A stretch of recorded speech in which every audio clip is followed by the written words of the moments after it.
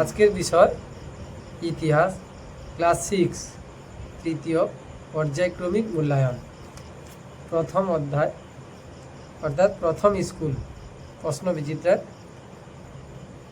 দিগম্বর কোন ধর্মের একটি অংশ? এটা কেবলমাত্র হবে জৈন ধর্মের। পঞ্চম বেদ বলা হয়, কাকে বলা হয়? অর্থাৎ মহাভারতকে বলা হয় পঞ্চম বেদ। তৃতীয় বৌদ্ধ সঙ্গীত অনুষ্ঠিত হয়েছিল, এটা হবে কাশ্মীর। প্রাচীন মিশরে লিপির নাম কি?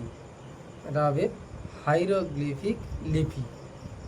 শিলাদিত্য উপাধি নিয়েছিল, তাহলে উত্তরটা হবে হর্ষবর্ধন। পঞ্চম মহাব্রত পঞ্চম নীতিটি প্রবর্তন করেন কে? এটা হবে মহাবীর।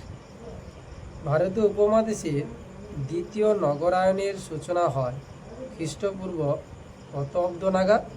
অর্থাৎ হবে এটা 600 অব্দ নাগাদ। ভারতীয় উপমহাদেশের এটা হলো দেবী চন্দ্রগুপ্ত হলো একটি কি? উত্তরটা হবে একটি নাটক।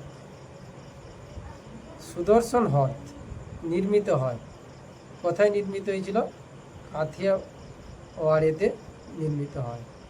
প্রথম রূপার মুদ্রা ভারতে চালু করেছিলেন কে? চালু করেছিলেন দ্বিতীয় চন্দ্রগুপ্ত রূপার মুদ্রা চালু করেন। জীবক ছিলেন কেবলমাত্র বিম্বিসারের রাজবৈদ্য।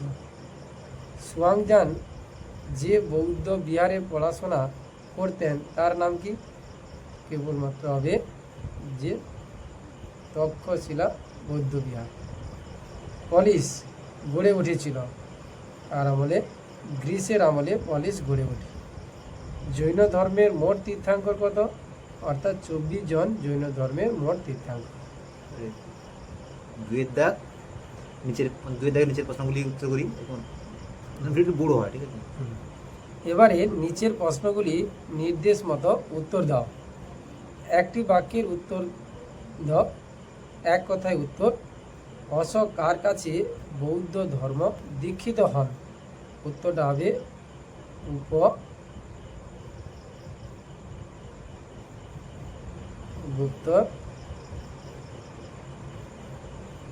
কাছে। দ্বিতীয় প্রশ্ন, শকাব্দ কার আমলে প্রচলিত ছিল? কনিষ্কের আমলে। কনিষ্ক। কে ভারতবর্ষকে মূলত গরমের দেশ বলেছেন? সুয়াংজান।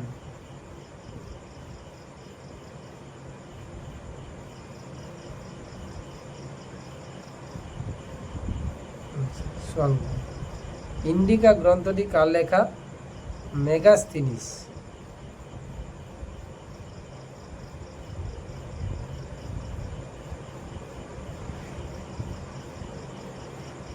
মেগাস্থিনিস। মহাভারতের আদি নাম কি? জয় কাব্য। এবারে শূন্যস্থান পূরণ করো। মিশরের শাসকদের ড্যাশ বলা হতো? উত্তরটা হবে ফেরাও।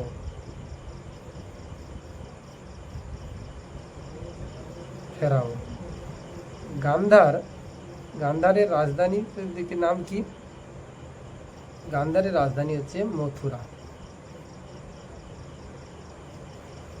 উত্তরটা হবে তক্ষশিলা।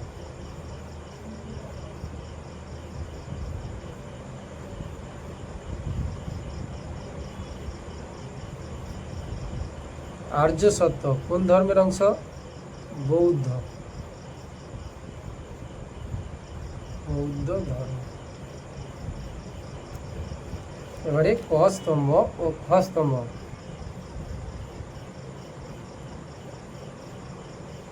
হিনজান ও মহাযান এরা কার সঙ্গে যুক্ত হবে? হিনজান মহাযান হবে প্রথম বৌদ্ধ।